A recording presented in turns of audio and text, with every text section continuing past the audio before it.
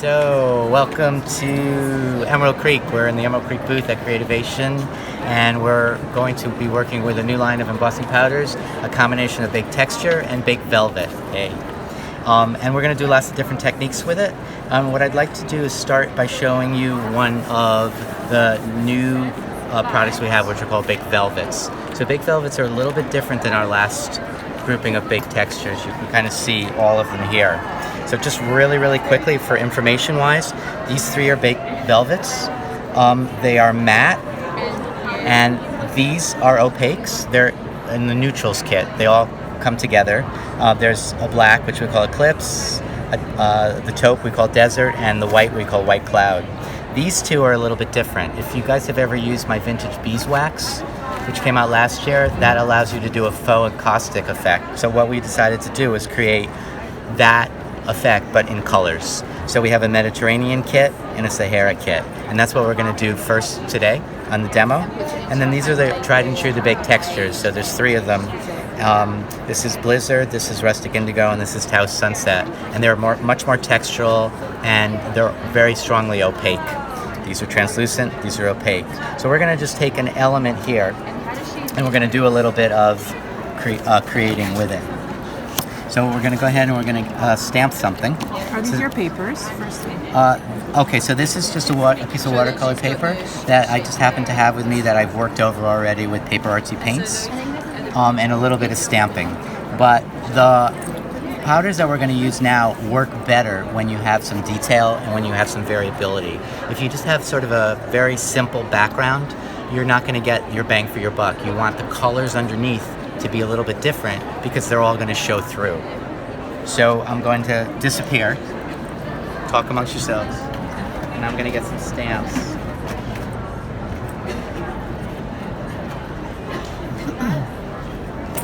That I'm going to use for this. And what I'm going to do is get some stamps and create some interest in the background.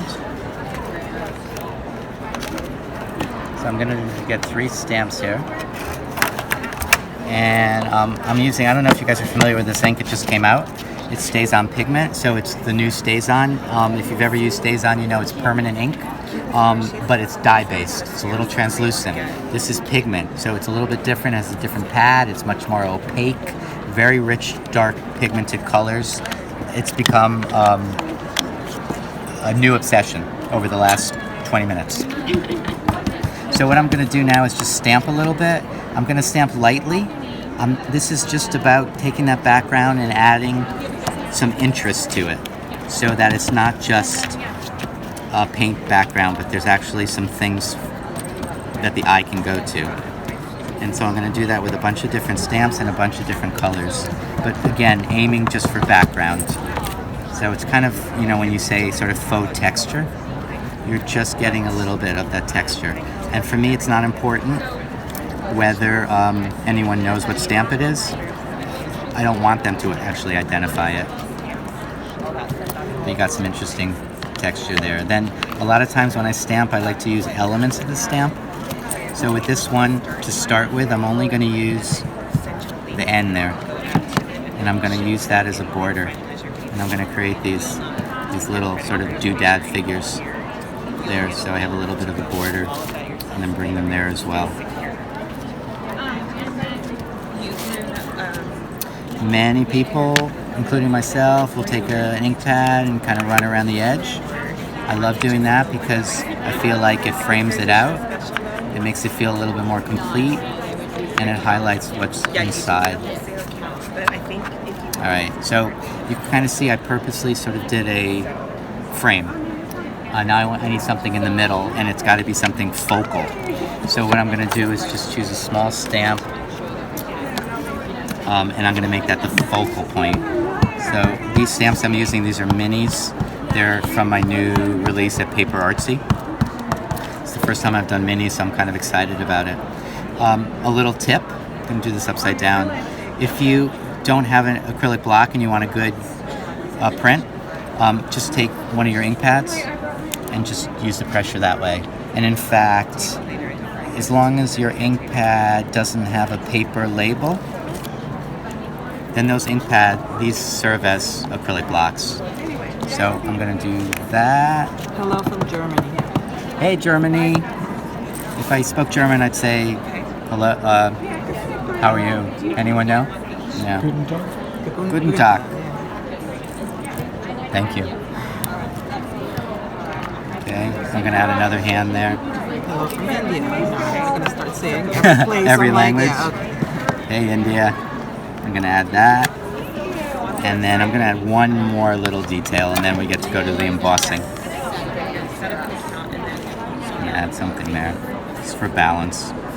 Okay. So let's go to these embossing powders now.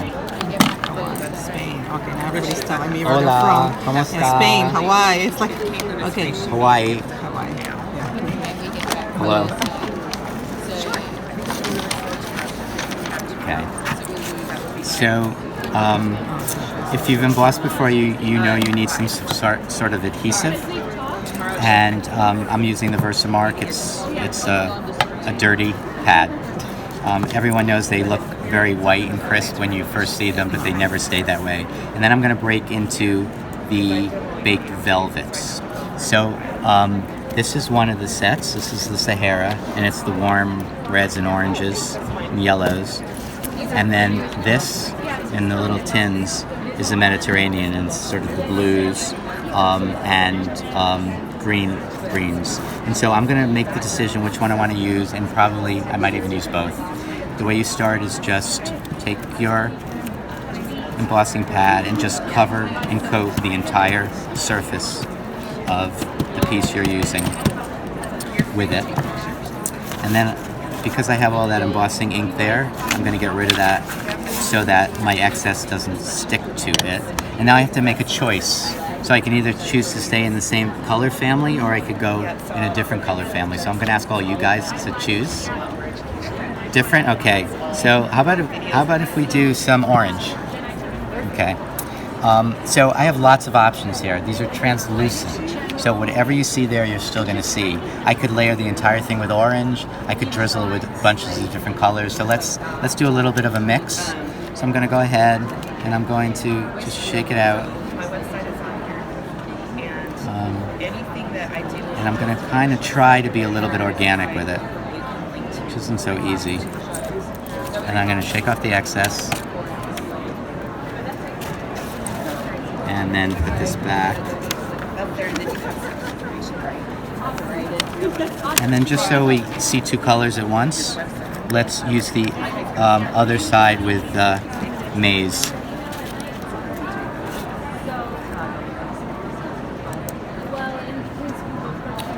If you've ever painted with translucent acrylics, sometimes they're hard to get the hang of because it's not like color mixing, but everything shifts. And so what you want to do is be aware that some of this will take some practice. Because if I put yellow over blue, these kinds, it's going to look different than yellow over green. If I put yellow over black, it's going to look different. And what I would always do is when you're first learning is err on the side of light. You want your background to be light. If I take a black background and I add this yellow, thinking, wow, that would pop, you're literally not going to see this. You're going to get a waxy black. So you just need to kind of play and practice to get the hang of it. So I'm going to do that. Now we got, that's kind of organic, right? Yeah, thank you.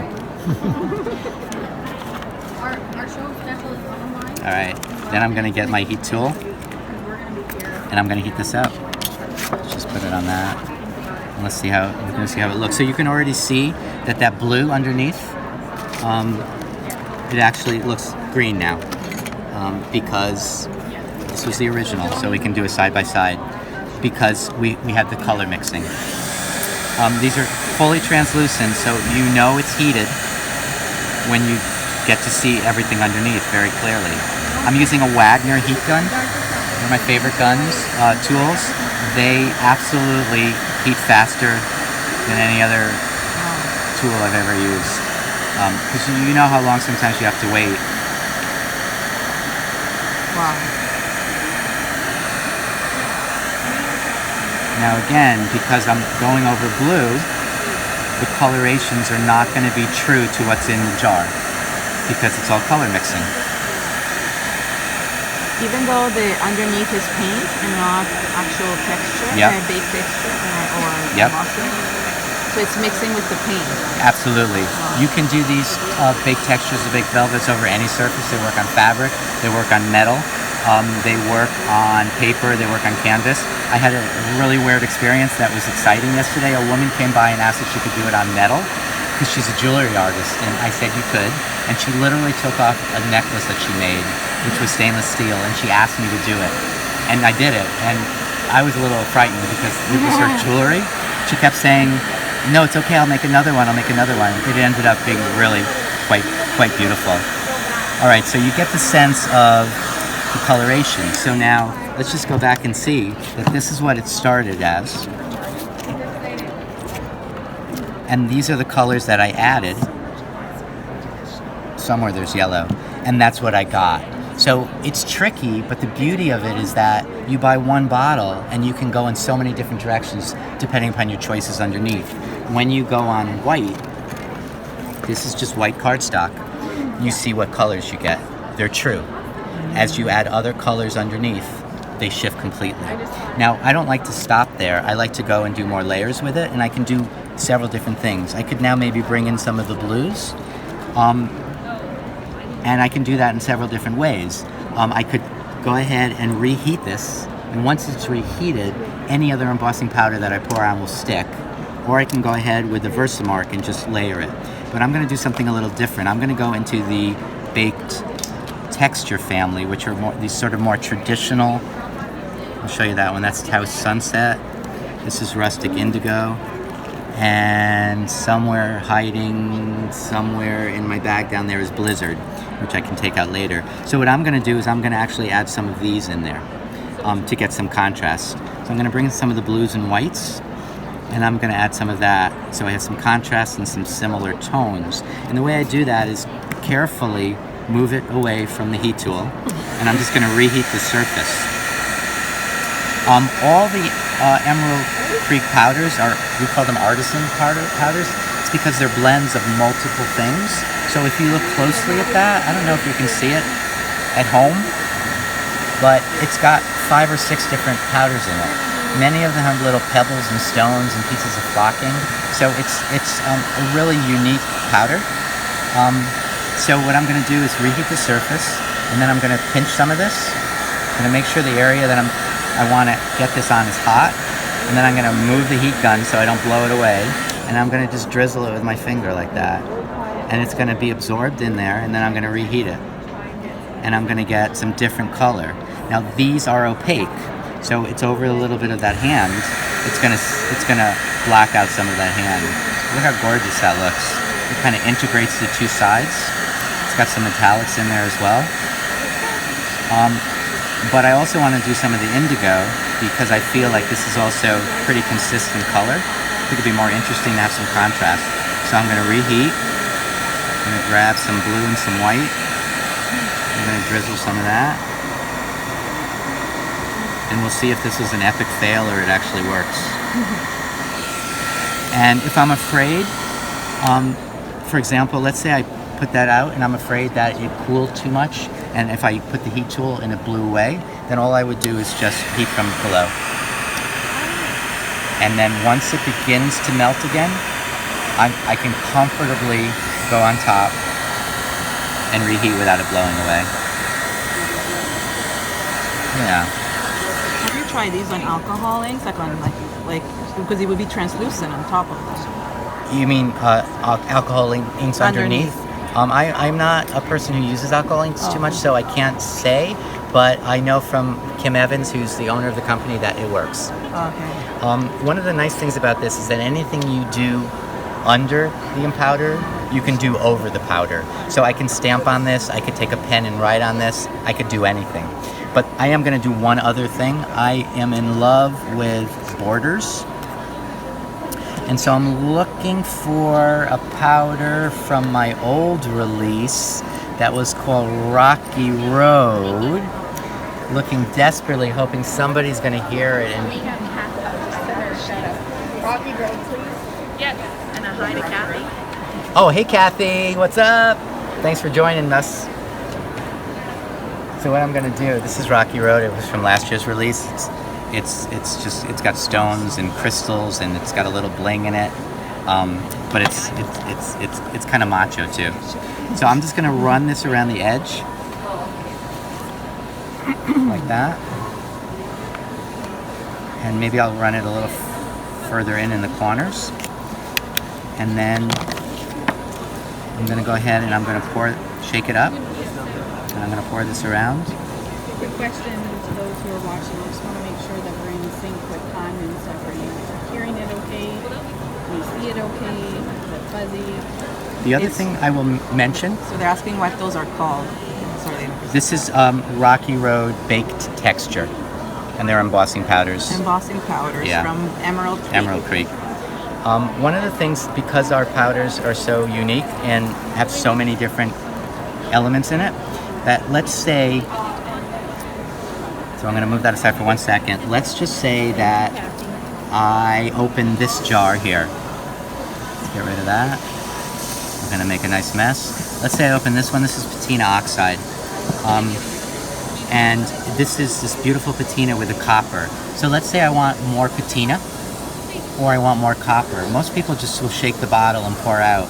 What I say is always have a spoon with you, and I can selectively choose. So for example, with the RUSTIC indigo, maybe there's sometimes I want more white and sometimes I want to keep it more indigo. So you don't necessarily just have to pour it. You can just take a spoon and choose the elements you want and then sprinkle. And always remember, because the elements weigh different things, that they separate, and so you always want to shake. If you just want to pour, you want to shake the bottle first, so that way you get the blend. Otherwise you are going to, see how beautifully blended that is at the bottom? Whereas when I do that, you only see mostly blue. So the shake is good. So let's get back to this guy. And I'm just going to go ahead and I'm going to heat the edges here. And I've gotten a little bit of a frame going.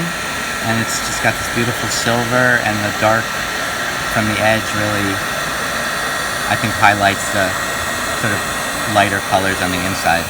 Somebody's asking where can they get it and when is it available? It will be shipping in February, and you can get it internationally it's a Canadian company. You can get it in Canada, you can get it in the US. The best thing to do is go to emeraldcreek.ca .ca or .co. Right, depending upon if you're in Canada or the United States, or .co, and there's a list of stockists there.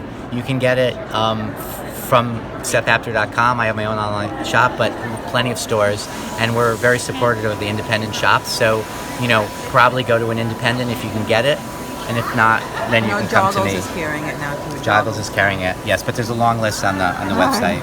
So this would be an example. Again, remember, it started like that. Now, some of the powders have a shine, and some of them are flat and matte.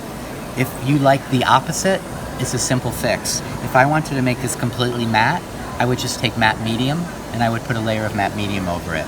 If I used one of these really flat matte velvets, and I wanted it with a little sheen, I would just take some gloss medium and seal the piece and get the shine. So it really works in sort of innovative, variable ways, which is great.